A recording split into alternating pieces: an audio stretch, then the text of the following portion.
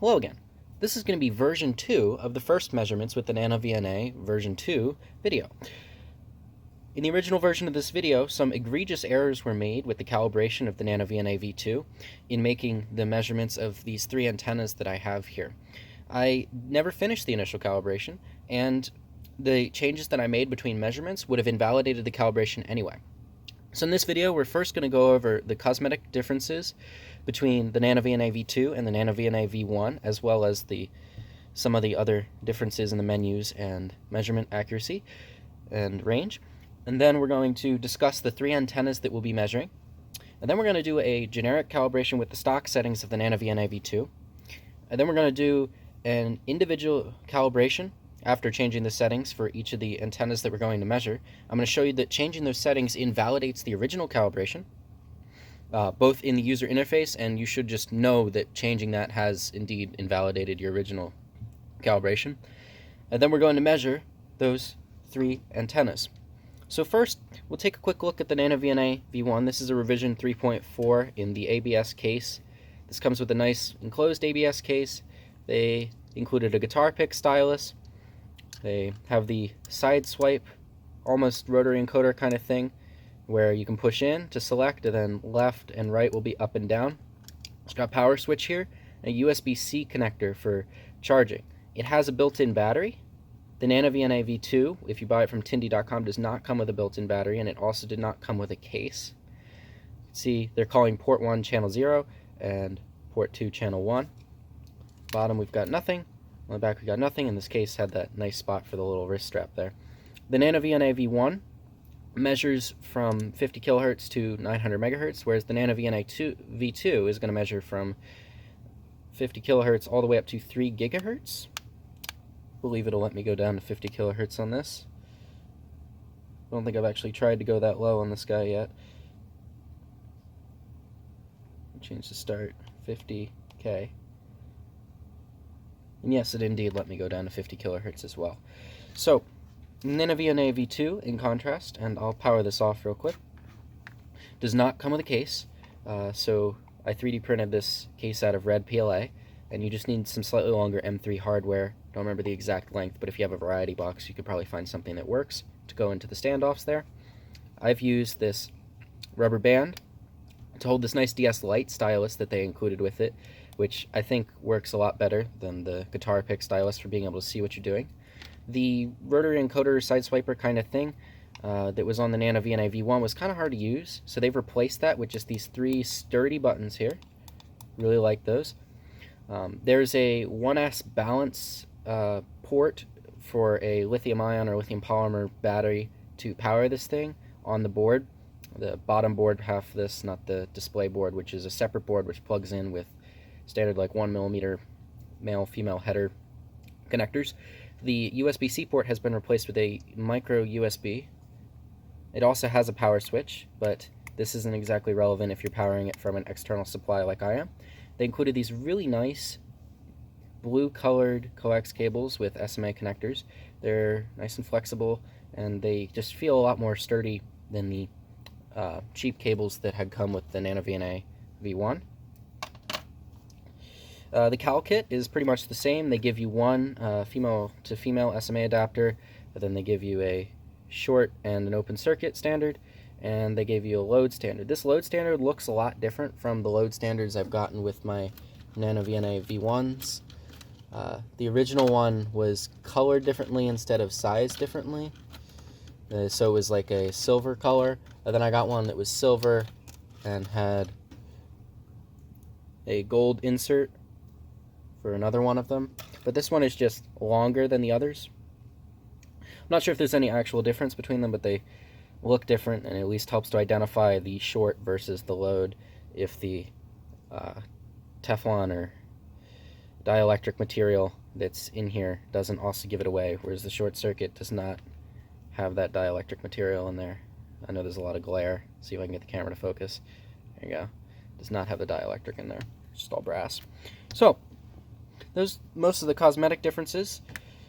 I think the NanoVNA V2 is just built a little sturdier. I might look into getting a battery for it, but I've been using this power pack, and that's been working just fine. So if we go ahead and plug in the NanoVNA V2, first thing you notice at startup is that it takes a lot longer to do the sweep. I'm not sure exactly why it takes so much longer, but presumably it's doing something that allows it to get better measurements. My guess would be it's averaging many samples to display the actual sample points on the screen, as opposed to NanoVNA V1 maybe doing less averages. And that might be that they realized that the firmware on the V1 couldn't do that. I don't know what the processing capability difference really is between them there, but the NanoVNA Saver application on your PC could configure that and then grab many samples from the NanoVNA V1 and get a more accurate measurement that way. So presumably they can do the same thing with the V2 here. So some menu differences between the V1 and the V2. They've added some stuff to the V2 menu that allows you to configure options that can be probably pretty helpful. So we can get that so you can see. The menu is pretty much the same way: display, marker, stimulus, cal, recall, config. If we go to config, take a look at the version. There's a save to save the config. There's a touch calibration. You touch the upper left corner, the lower right corner, and then you can do a touch test. You kind of draw on the screen, and it should be drawing close to where you've got your stylus, and it definitely is doing that.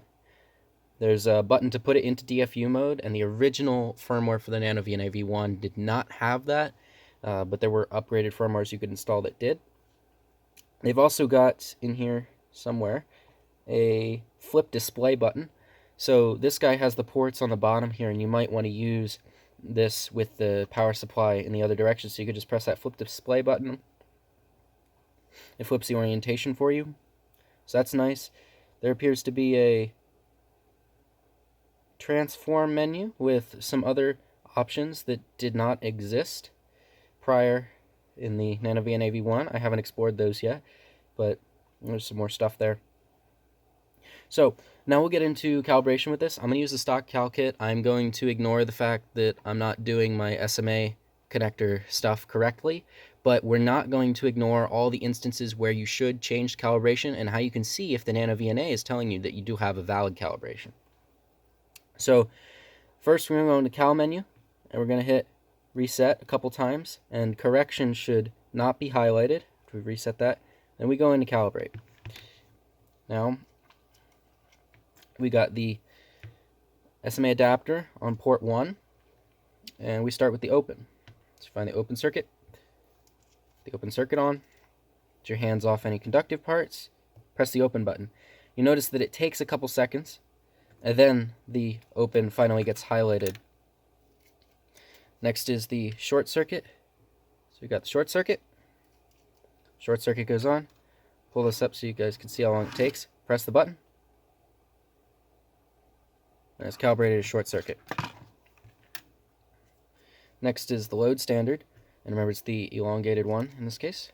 Put the load standard on. And press the button. Now we calibrated a load standard. Next we need to do through standard. I'm not going to use an actual through standard or another adapter. This is just going to be our through standard.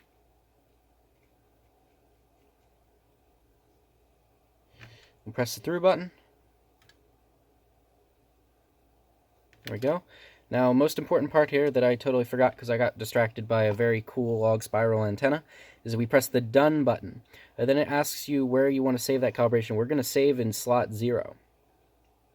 Now, after you have a calibration, and after you've just done a calibration, it'll say C star, or some kind of like pixelated weird looking character that basically looks like a star to me, and then D.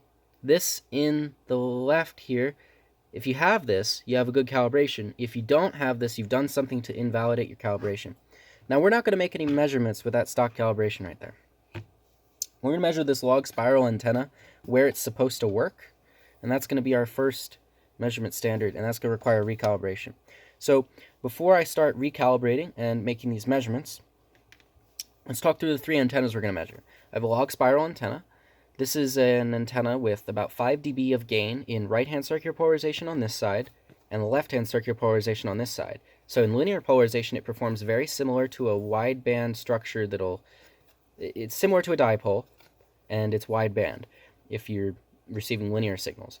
If you have circular polarization, you get a tiny bit of gain, a little bit of directionality, and you can pick which polarization that you want the gain in based on which way you point this. Very neat little antenna. I think this would be cool to try for 1.3 gigahertz FPV or maybe 3.3 gigahertz FPV, stuff where like it's harder to just be able to buy clover leaves, or where clovers are kind of big and directional antennas are even larger. The second lobe we're going to be measuring is a little bit higher in frequency, something that you could maybe push your NanoVNA V1 to measure. Depending upon whether you have the EMI shielding, you might be able to measure this. It's 1.3 gigahertz. It's actually 1280 megahertz. Cloverleaf antenna. So we'll be measuring this. We're going to do this one on a sweep from 1.2 gigahertz to 1.3 gigahertz. And then I have a load that's a little bit higher. This is another cloverleaf. This is for 2.4 gigahertz. And we're going to look at this one on using this CW function at 2.4 gigahertz. But similar antenna design. This is just the opposite polarization as that other cloverleaf. Alright, so we'll start with the log spiral antenna. This is going to be the largest frequency sweep we're going to make a measurement with. I'm going to sweep from 800 megahertz all the way to 3 gigahertz, and I'm going to use 101 sample points, which is the default number of sample points. So, right now, you can see we have that little marking in the left there saying we have a good calibration. Now, if I go and I change the stimulus, because remember I want to start at 800 megahertz, the moment I do that, that little icon went away. My calibration is gone. I want to stop my sweep at 3 gigahertz. So now we're going to have to redo a calibration, and I will do that real quick. So we'll go into the cal menu, hit calibrate, and we got to start with the open again. It's a short circuit. Is the open? Calibrate the open. Short.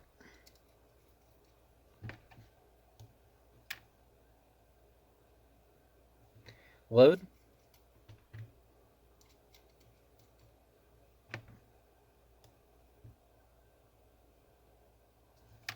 And our through standard. We'll just use the stock adapter here. This is another menu difference that I didn't mention. There's no isolation like there was on the NanoVNA V1. And that's another thing. Now, most important part here is that you hit done, and we'll save that in save 1. So now you can see we've got that C star D, which means we have a calibration. Now, we did just calibrate at the end of this SMA connector. Remember, I said I was going to break rules here. We're going to take this connector off, which means that we're going negative transmission line length from where we calibrated.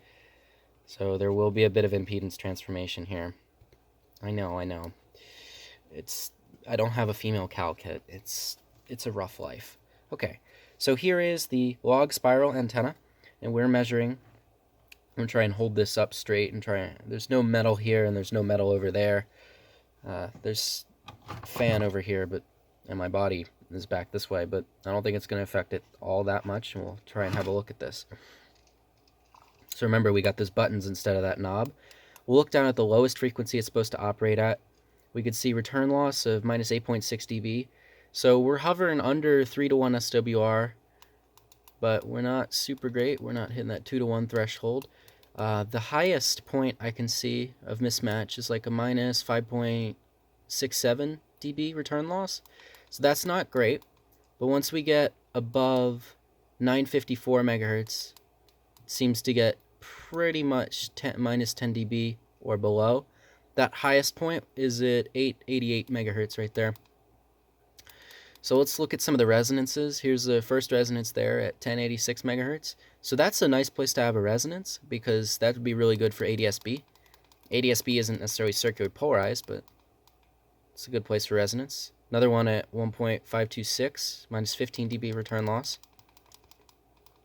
And there's a deep resonance here at like 1900. Thereabouts. We'll go up, we'll find another one. That's at 2296, minus 26.45 dB return loss. And there's another one up here.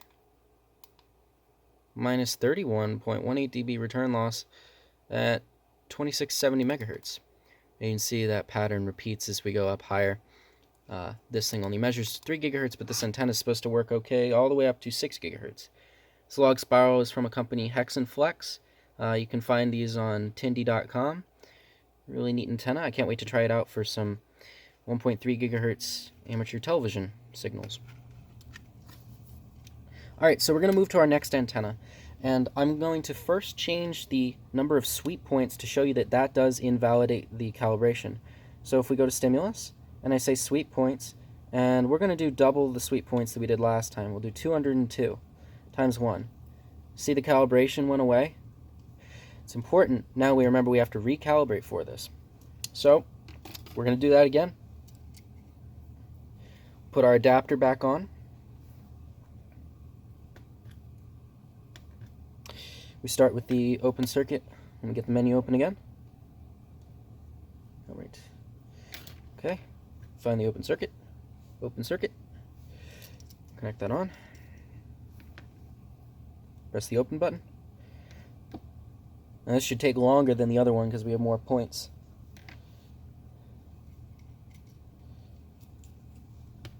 We get the short circuit.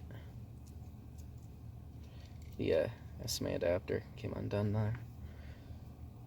Measure the short circuit.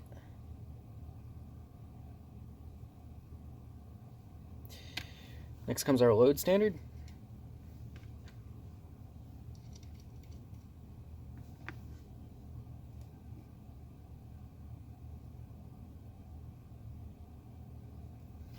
And then through standard. Not that we actually need the through measurement for measuring return loss on antennas, but figure might as well finish the calibration.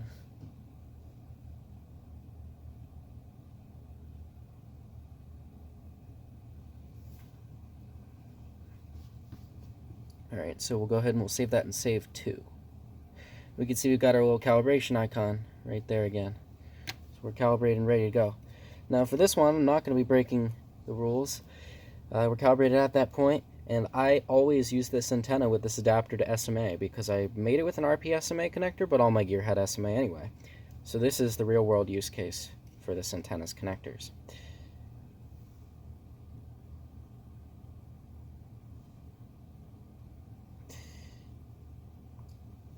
Now, that's a wide range that I'm looking at, wider than I actually wanted to look at, but I forgot to change the range as well. So let's find a resonance in this antenna. You can see we have our best resonance, minus 14.24 dB return loss at 1339 megahertz right there. And at the design frequency, which is 1280 megahertz, we have minus 11.87 dB of return loss, which is a little bit better in SWR 2:1. So if I take this and I wanted to measure over just the sweep that I was originally going to, which is 1.2 gigahertz to 1.3 gigahertz, that's going to invalidate my calibration. So I'm going to have to go ahead and just recalibrate that real fast. Start with the open, and I'll be replacing the calibration in save 2. At the open,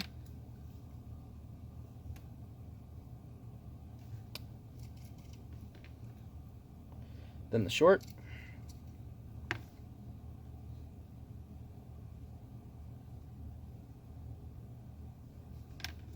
then the load,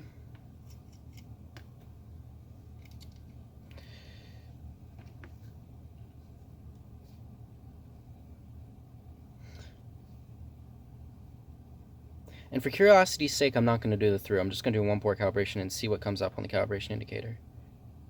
It seems the same stuff has come up on the calibration indicator. I still get that C star D statement.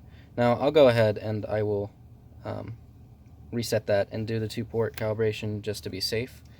I don't think you have to, but I haven't checked what the manual says on it, and I don't know if it really wants to do just a 1-port calibration.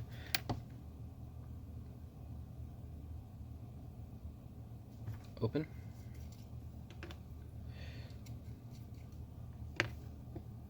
Short.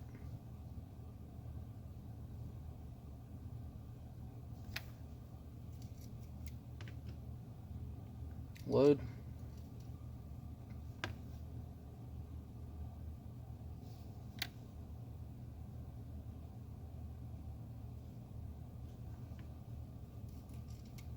through.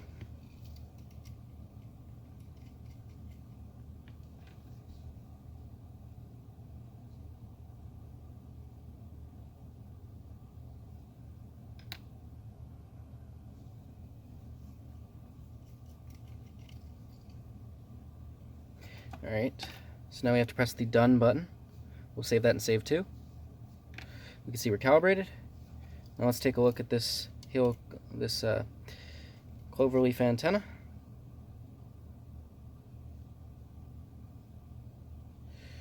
Alright. Have a gander here. We'll go up to 1280 megahertz, which is the design frequency. Return loss is minus 10.2 dB. Now, if I wanted to get VSWR on here, what I would do is go to Display, Trace 2, which is measuring a log mag for the through measurement, and then we're going to go to Channel, and I'm going to put that on channel 0, so it's also measuring return loss now. And then I'm going to go to Format, and we say SWR. So we can see this antenna has SWR 1.86 and minus 10.38 dB return loss. Those are equivalent metrics, but if you wanted an SWR display, that's how you can get one. So next we're going to take a look at the 2.4 gigahertz Clover, and we're going to do that on the CW frequency mode. So now here, if I go to Stimulus, and I go to CW frequency, and I put in 2.4 gigahertz, you'll notice that my calibration has also gone away. We're going to have to do another calibration here. Now, my hypothesis is that this calibration takes less time because we're only checking the one frequency. So we'll put that to the test real quick. So let's measure the open. Interesting. Still taking a lot of time. Not what I would have expected, but okay. I guess maybe even in CW mode, that sample points number persists, and it might still be taking that many samples. Short.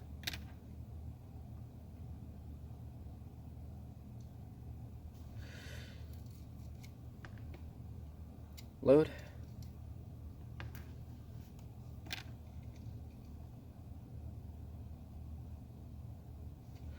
And then through.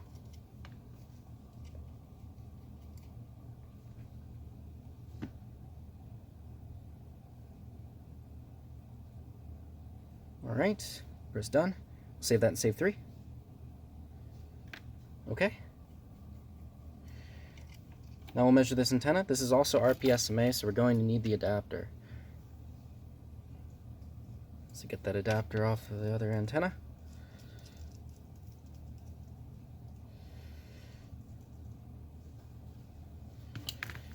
Need to tighten that on there.